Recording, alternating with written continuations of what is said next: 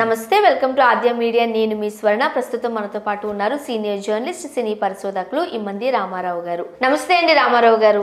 నమస్తే అమ్మా. రామారావు గారు, రామ్ చరణ్ గారు ఇప్పుడు పీక్ స్టేజ్ లో ఉన్నారు. గ్లోబల్ స్టార్ అంటూ అవార్డు వచ్చింది, ఆస్కార్ కి అవార్డు తెచ్చుకున్నారు. ఓకే, సంబరాలు చేసుకుంటున్నారు. హిందీ సినిమాలో నటించారు, ఇప్పుడు పెద్ద పెద్ద సినిమాల్లో ఒప్పుకోబోతున్నారంటూ ఇలా మాట్లాడుకుంటున్న టైంలో రామ్ చరణ్ జీవితంలో సరిదిద్దుకోలేని అతిపెద్ద పొరపాటు చేసేసాడు అంటూ మెగా అభిమానులే అంటున్నారంటూ వార్తలు వస్తున్నాయి. ఏం చేశారు ఆయన? త్రిబుల్-ఆర్లో ఆ క్యారెక్టర్ వేయడంత వరకు ఓకే, కానీ తర్వాత ఈ సన్మానాలు, సత్కారాలు, అమెరికన్ టీవీలో కానీ, అమెరికన్ రేడియోలో కానీ ఇంటర్వ్యూస్, ఇవన్నీ కూడా ఓకే, ఒప్పుకుంటాం. కానీ గ్లోబల్ హీరో అన్నాడు కదా, అది తప్పు. గ్లోబల్ సినిమాకి యాక్ట్ చేస్తాడు అనుకున్నాం. ఆ గ్లోబల్ సినిమా ఏది? అది హాలీవుడ్ సినిమా. హాలీవుడ్ సినిమానే గ్లోబల్ సినిమా అనుకుంటాం అన్నమాట. లేదా మన సినిమా ప్రపంచవ్యాప్తంగా పేరు తెచ్చుకుంటే అప్పుడు వాళ్ళు అంటారు ఇది గ్లోబల్ సినిమా అని. అందువల్ల ఇప్పుడు హాలీవుడ్ ఏం చేసిందంటే రామ్ చరణ్ వెంట పడ్డది. నెక్స్ట్ రాబోయే రోజుల్లో రామ్ చరణ్ ఒక హాలీవుడ్ సినిమాలో యాక్ట్ చేయబోతున్నాడు. హాలీవుడ్ సినిమా అంటే ఇద్దరు రాజమౌళి కింద లెక్క. ఒక రాజమౌళి అంటే 3 సంవత్సరాలు, ఇద్దరు రాజమౌళి అంటే 6 సంవత్సరాలు అన్నమాట. అలాగే హాలీవుడ్ సినిమా అంత తేలిగ్గా పూర్తి అవ్వదు, రోజుకో షాట్ తీస్తారంతే. అలాగా దానికి ఎన్ని వేల కోట్లు అవుద్దో తెలియదు. ఆ సినిమాలో ఎంటర్ అవుతున్నాడు. మనది చాలా చిన్న ప్రపంచం అమ్మ. అనుకోకుండా ఒక రాజమౌళి ఒక్కటే డైరెక్టర్ కాదు కదా, మనది ఎంత చిన్న ప్రపంచం అంటే ఏదో 50 కోట్లు 100 కోట్లలో సినిమా తీసుకొని నెలకొక సంవత్సరానికి 3 సినిమాలు రిలీజ్ అయితే హాయిగా థియేటర్కి వెళ్ళి మన టికెట్లు అంతా కలిస్తే ఒక 500 రూపాయలు పైన లేవు, అంతే కదా. అంటే ఏంటి 500 అంటే మనకి ఒక $6 వాళ్ళకి. అలా కాదు కదా, చిన్న టికెట్, నేరం టికెట్ అయినా $20 ఉంటుంది. దానికి $20 అంటే ఆల్మోస్ట్ ఒక 2000 రూపాయలు వేసుకోండి, దగ్గర. అలాంటిది ఇక్కడ వచ్చే కాస్ట్ ఏమిటి? ఈయన అక్కడికి హాలీవుడ్ వెళ్ళిపోవడం ఏంటి? హాలీవుడ్లో అక్కడ ఇల్లు కొనుక్కోవడం, వాకిలు కొనుక్కోవడం, అక్కడే స్టే చేయడం, అక్కడే సినిమా చేయడం ఏంటి? మిగతా అభిమానులందరూ ఏమైపోతారు? చిరంజీవి చాలా ఫ్రెష్గా ఉన్నాడా, యువకుల్లా ఉన్నాడా? ఇప్పుడు రామ్ చరణ్ లేని లోటు చిరంజీవి తీరుస్తారంటే తీర్చలేడు. చిరంజీవి ఎరా అయిపోయింది.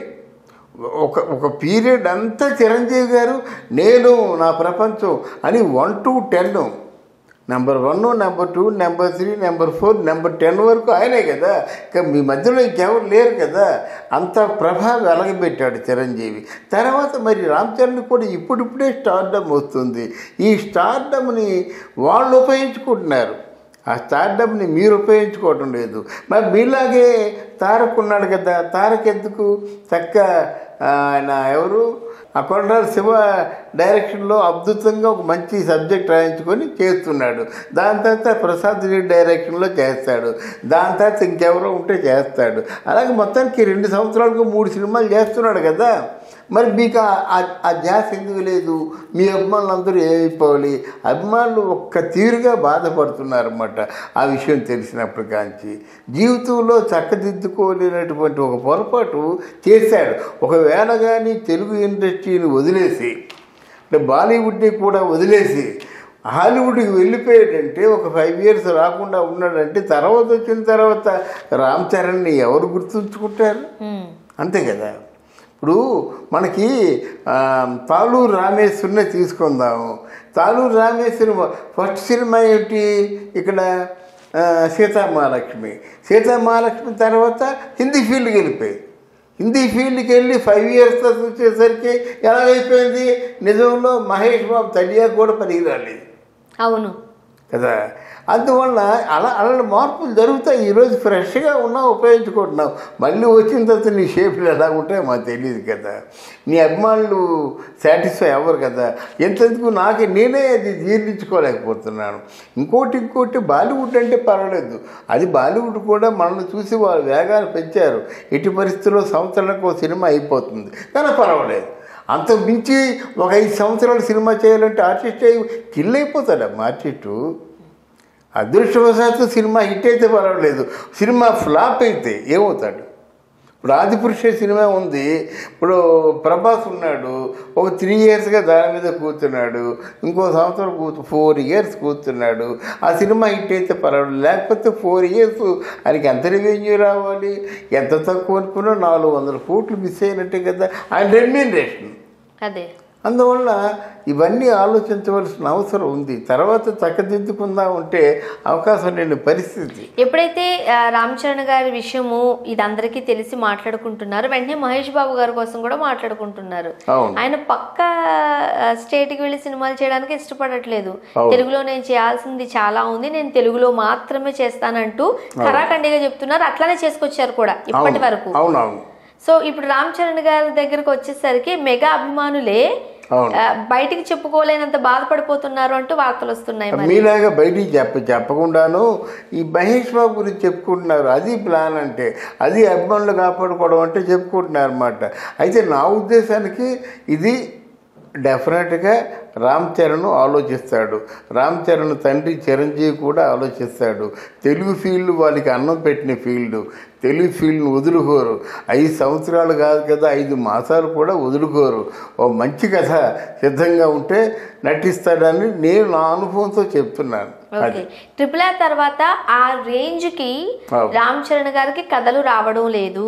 ఎందుకంటే అక్కడికి వెళ్ళిపోయిన తర్వాత మళ్ళీ కొంచెం కింద దిగాలంటే కష్టమే కదా. సో అలా అయితే మరి ఏంటి? మరి అందుకే కదా మరి రాజమౌళి సినిమాలో యాక్ట్ చేసే హీరో తర్వాత మరి డిపాజిట్లు ఉండవు కదా. రాజమౌళి సినిమాతో ఎక్కడో ఆకాశంలో ఉంటారు, తర్వాత ఆకాశంలోంచి కిందకి పడతారన్నమాట. మళ్ళీ ఆ రేంజ్ సినిమా దొరకద్దు, అది దొరకే కదా. ఇప్పుడు ఆయన మన రాజమౌళి సినిమాలో యాక్ట్ చేసేవాళ్ళు ఎవరు కూడా రెండో సినిమా లేదు కదా, రెండో సినిమాకి రాలేదు కదా. ఆ జూనియర్ ఎన్టీఆర్ కింద పడి మీద పడి ఏదో సక్సెస్ అయ్యాడు, మిగతా వాళ్ళు ఎవరు సక్సెస్ అయ్యారమ్మా. ఇప్పుడు మర్యాద రామన్ యాక్ట్ చేసి సునీల్ అవుట్, ఏగలో యాక్ట్ చేసిన నాని మామూలు, తర్వాత ఏమో రామ్ చరణ్ను తారక్ను చాలా కాలం గ్యాప్ తీసుకున్నారు. ఇప్పుడు ఇంతవరకు రామ్ చరణ్ గ్యాప్తోనే ఉన్నాడు. అలాగే ప్రతి ఒక్కరు కూడా అక్కడ సై నితిన్ అవుట్. ఇలాగా మన విక్రమార్కుడు ఎంత బాగా చేశాడంటే, ఆ విక్రమార్కుడు చేసిన తర్వాత రవితేజకి సినిమాలు లేవు కదా, నిలదొక్కుకోవడానికి చాలా టైం పట్టేస్తుంది. చాలా మళ్ళీ అలాంటి సినిమా వచ్చి నిలదొక్కుకోవాలా, అప్పుడు మళ్ళీ బట్ట కట్టాలి, లేకపోతే కష్టం కదా. అందువల్ల కొంచెం కష్టం వద్దు. ఈ సినిమా ఒక కథ మంచి డైరెక్టర్ ఎన్ని సమకూరేసరికి కష్టం వద్దు, కానీ కష్టమైనా ఇష్టంగా నువ్వు చేస్తావని భావిస్తూ రామ్ చరణ్కి మంచి భవిష్యత్తు తెలుగులోనే ఉండాలని ఆశిస్తూ అడపాదడప హిందీలో చేయొచ్చు, మీ నాన్నగారు చేయలేదా, అలాగే నువ్వు కూడా చేయొచ్చు అని కోరుకుంటూ నేను సెలవు తీసుకుంటున్నాను. Thank you so much. Thank you.